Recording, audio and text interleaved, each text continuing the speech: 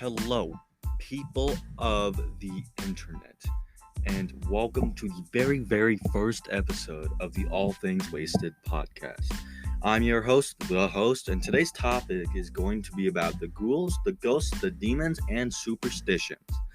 Now, before we do get into this topic, I must warn you there will be some parts that are for mature audiences.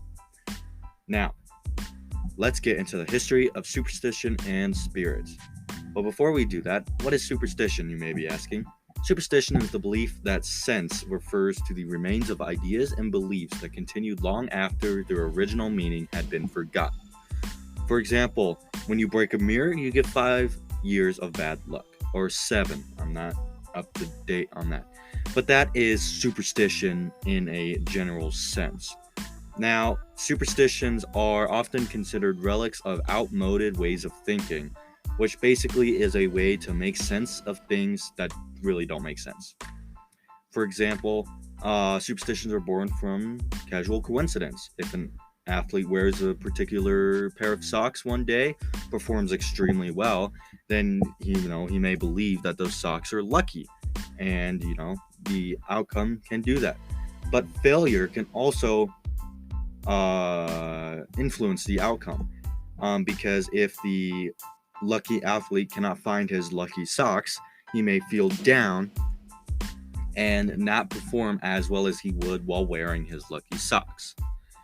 And let's just get into superstitions now. The first superstitions activity, which came from early human days when no one really knew about earthquakes, thunderstorms, tsunamis, any of the actual weather events. And they really just made stuff up to to comfort themselves about the unknown. And something I found from my research is that the most superstitious people are people who don't know about the unknown or like to tango with the unknown. For example, astronauts, fishermen, miners, gamblers, actors, people like that will often be superstitious. And a famous person by the name of B.F.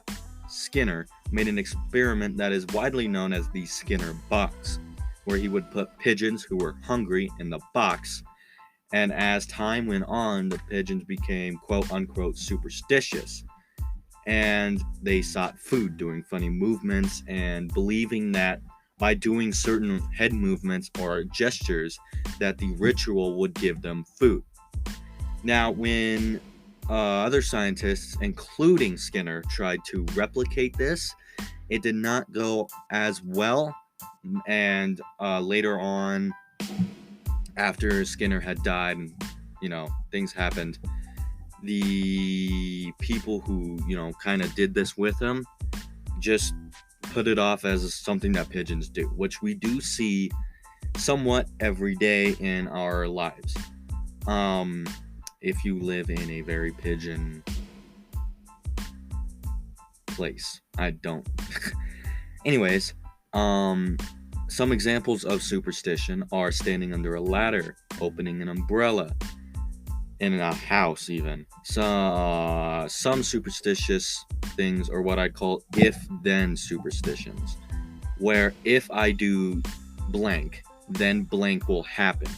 And normally this is something bad, right? If I do crazy example, if I drink water out of this certain cup, then I will lose followers. There you go. In Japan, now I find this really interesting. There's a sort of tetraphobia, which basically is a phobia where people in Japan are scared of the number 4. And this is only because of the common pronunciation associated with 4 and death, as well as some other spiritual and other, beings. And people in Japan would even go as far as to skip the 4th floor in apartments and buildings. Now, speaking of death, I would like to go into the history of ghosts, spirits, demons, things in the afterlife that come to haunt in the real life. And the first big question is, are ghosts and spirits real? And I'm going to say yes, extremely. They are very real. And here is some history behind that. So, in the 1st century AD, the great Roman author Pliny, I'm probably pronouncing that wrong, it is Pliny, he recorded one of the first ghost stories in his letters, which became famous because of how vivid and descriptive they are. Now, Pliny wrote of an old man with a long beard rattling chains haunting a house in the Athens. Centuries later, in 856 AD, the first poltergeist, which is ghosts that can move and cause physical disturbances such as knocking and moving things around, was reported in a farmhouse in Germany. I don't know who, I just know that there was a farmhouse in Germany who had and was haunted by a poltergeist. And the type of things the poltergeist did in the farmhouse was starting fires, flickering lights, throwing objects, even throwing people, which is insane. Now it is time for my personal favorite part, which we will not do a lot in my podcasts, but it is called The Host Rant. And so the host rant of today is: I can see ghosts. I am what people on the internet call mediums or medians. I don't know which one it is, but it's one of those. And personally, I don't think I am one. I've just seen a couple ghosts in my lifetime, and a couple demons, actually. For example, I was 3 years old. I had I always thought he was an invisible friend, but he was really tall and always watched over me while I was sleeping. And you may think, wow, that's really weird, host. What kind of things were you imagining when you were 3?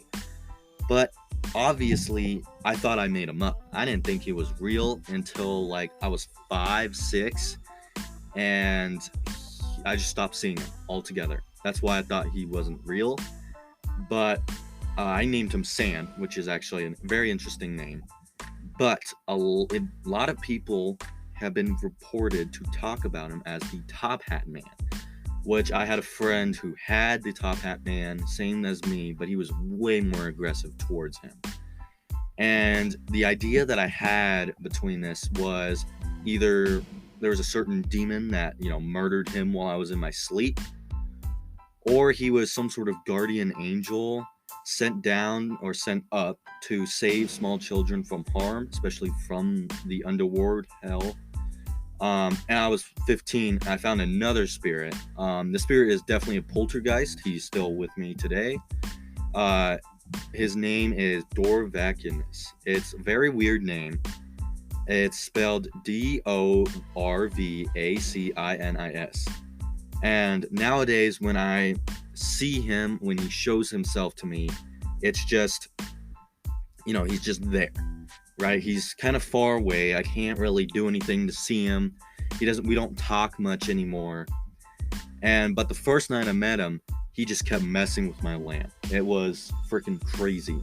I had a glass of water by the lamp, and I basically took the glass, took a drink, put it back, and all of a sudden my light went out. I was like, what happened? Why is my light out? And it was pretty crazy. And next thing I know, I hear knocking. Things started being thrown. My closet started being thrown shut. Just light being flickered on and off, on and off, on and off. And to describe him a little bit, he has Dumbledore's beard, except it's more like brown instead of white. That's the really only way that I can describe it. He's long, skinny arms and hair put up into a ponytail or a man bun. And now we are going to move on to the last segment of today's episode. How has the world been affected, and what are the future ideas of this? Personally, there isn't really anything to go off on this. Superstition is a really cool topic, and if you guys want, I can go more in depth in this later on in another episode. I think conspiracy theories will eventually die out, and everyone will have an explanation for something. But for things like the sea and space, a lot of that's been unexplored. So people are going to use conspiracy theories and superstition to kind of protect themselves from the unknown, which is something extremely and incredibly amazing that the human mind does. For ghost investigators, there's a huge future in this. A channel I would definitely recommend is the Sam and Colby channel. If you guys know who I'm talking about, they're freaking amazing. I watched a lot of their videos.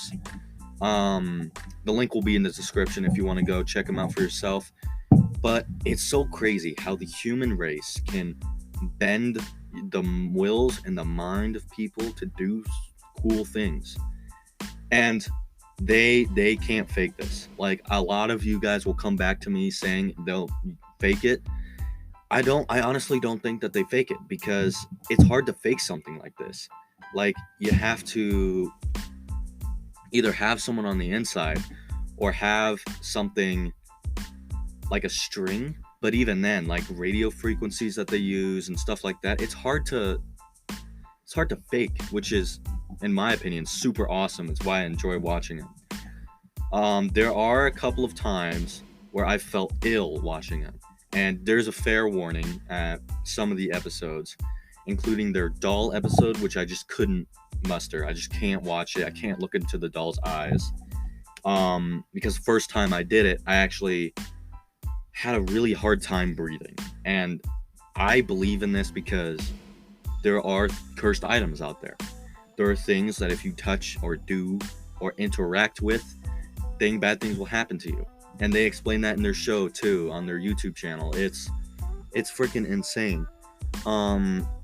But the more research we delve into this, the gradually more and more like known stuff will become unknown. And you gotta think how crazy this would be to talk about and like explore. And this is all that those guys do. Like, it's freaking awesome. And I just want to say, wow. Like, I don't have the balls to do that. I can tell you that. But there's my little host rant. And I think that is all I have to talk about. And again, if you guys want me to do something with, something you guys want me to talk about, I have a YouTube. Go to the YouTube comment section. Just, type clickety clackety clack. I try to read all my comments. So if you haven't already, like and subscribe. And if you're listening to this on Spotify, if you're my Spotify gang, yes, thank you so much. Please follow. I've had a hell of a time trying to get it up in there and get it going. But yeah, if there's anything else you guys would like me to talk about, look up, find the history behind it, and eventually these videos will start to get longer as well. But yeah, without further ado, thank you all for listening. Thank you for listening to my rant, and see ya.